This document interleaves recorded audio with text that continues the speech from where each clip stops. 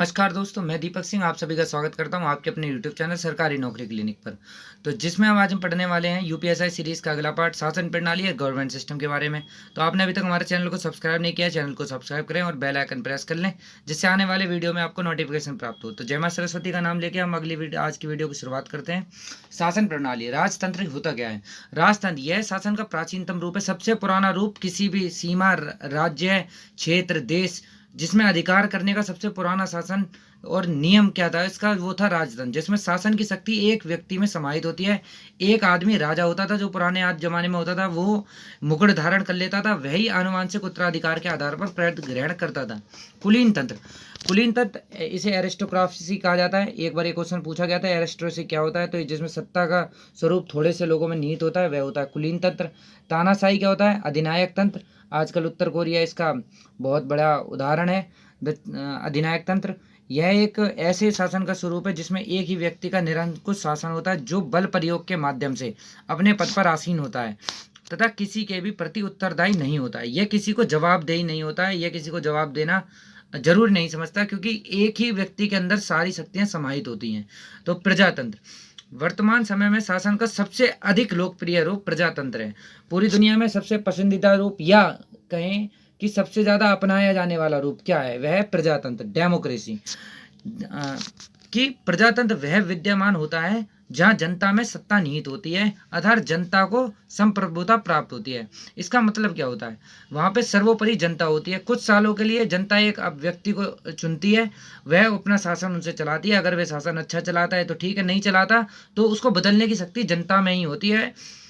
प्रजातांत्रिक या लोकतांत्रिक शासन प्रणाली के कई रूप हैं, जिनमें अनोखे संघात्मक शासन तथा एकात्मक शासन।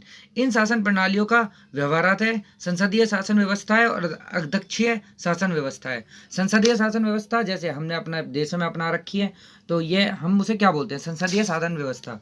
राज्य के महत्वपूर्ण तत्व हैं संप्रभुता, संप्रभुता, जनसंख्या, भूभाग तथा सरकार या सत्ता। एक बार ये क्वेश्चन पूछा गया था कि निम्नलिखित में से कौन सी भारतीय संविधान की विशेषता नहीं है, तो उसमें वहां पर जो पूछा हुआ था उसमें ऑप्शन में था संसदात्मक सरकार या अध्यात्मक सरकार या स्वतंत्र न्यायपालिका या संघात्मक सरकार।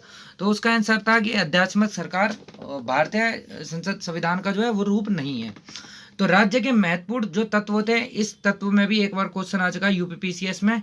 वहां पूछा गया था कि इनमें से कौन सा जो महत्वपूर्ण तत्व है राज्य के लिए, सबसे महत्वपूर्ण तत्व। तो सबसे महत्वपूर्ण तत्व होता है संप्रभुता। संप्रभुता किसी भी राज्य के लिए सबसे महत्वपूर्ण होती है। यूपीपीसीएस प्री में 2008 में पूछा गया क्वेश्चन था ये। तो आगे बढ़ते हैं। किसी भी राज्य का अनिवार्य तत्व संप्रभुता होती है। इसके बिना कोई भी राज्य की श्रेणी में नहीं आता है।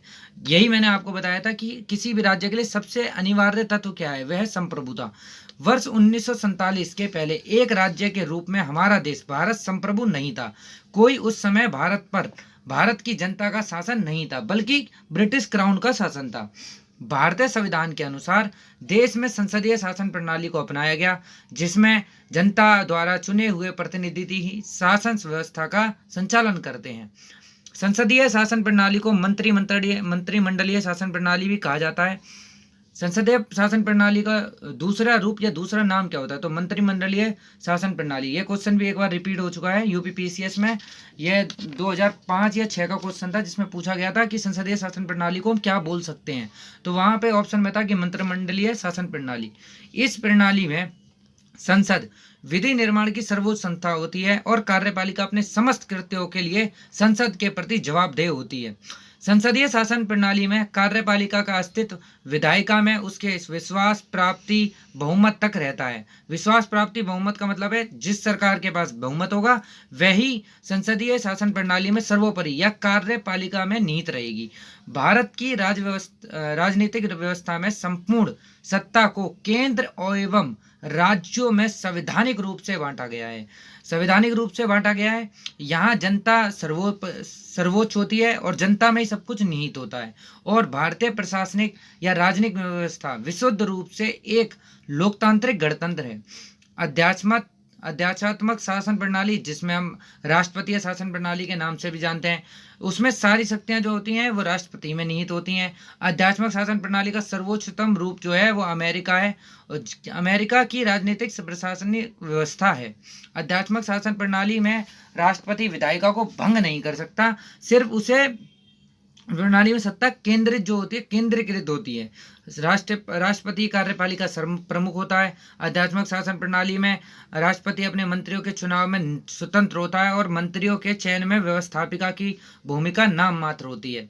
भारतीय संविधान की प्रस्तावना में प्रयुक्त वाक्य हम भारत के लोग यह स्पष्ट करता है कि भारत में सत्ता का एकमात्र स्रोत जनता है, जो प्रतिनिधियों का निर्वाचन सत्ता संचालन हेतु करती है। अंततः भारतीय लोकतंत्र में जनप्रतिनिधियों को जनता के सेवक का दर्जा मिलता है। तो भारत में एक बार उत्तराखंड यूडीए और एलडीए में एक क्वेश्चन आया था 2007 में, जिसमें पूछा गया था भारत में राजनीतिक सत्ता का प्रमुख स्रोत क्या है। तो वहां पर बताया गया था, ऑप्शन में पहला ही ऑप्शन था कि वहां पर जनता है। और एक क्वेश्चन ये भी आ चुका है कि आध्यात्मिक शासन प्रणाली का आधारभूत तत्व क्या होता है। तो उसका आधारभूत तत्व होता है एकल कार्यपालिका, इसमें सत्ता केंद्रीकृत होती है। भारतीय संविधान में संघ एवं राज्यों की शक्तियों को संविधान में स्पष्टतः विभाजित किया गया है, इसीलिए भारतीय संविधान को परिसंघीय भी कहा जाता है। भारतीय संविधान को क्या कहा जाता है? भारतीय संविधान को परिसंघीय भी कहा जाता है। ब्रिटिश संसद को संसदों की जननी कहा जाता है। ब्रिटिश संसद को संसदों की जननी भी कहा जाता है। ऐसा इसे क्यों कहा गया है? तो एक बार एक क्वेश्चन आया था कि सर्वप्रथम संसदात्मक सरकार किस देश में आरंभ की गई थी। तो सर्वप्रथम जो संसदात्मक प्रणाली थी वो ब्रिटेन में आरंभ की गई थी, इसीलिए ब्रिटेन को संसदों की जननी कहा गया है। ब्रिटेन में परंपराओं के अनुरूप आवश्यक कानून बनाते हुए प्रशासनिक व्यवस्था का संचालन किया जाता है, क्योंकि ब्रिटेन में लिखित संविधान का अस्तित्व नहीं है।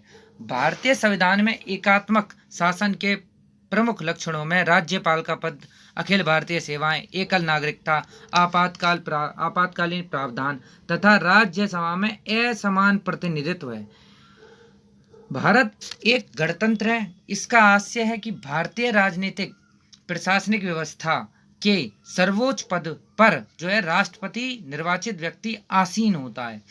भारतीय संविधान में संघात्मक एवं एकात्मक दोनों व्यवस्थाओं के तत्व पाए जाते हैं, परंतु भारतीय संविधान मूलतः संघात्मक है।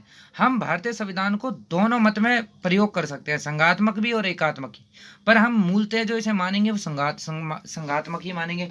केसी व्यूवर ने भारत के संघात्मक को क्या कहा था? भारत को अर्ध संघात्मक राज्य कहा है। जी ऑस्टिन ने क्या कहा? भारतीय संघवाद को सहकारी संघवाद कहा है।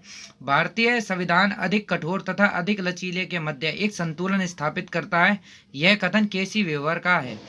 बी आर अम्बेडकर के अनुसार संविधान को संघात्मक के तंग ढांचे में नहीं डाला गया है।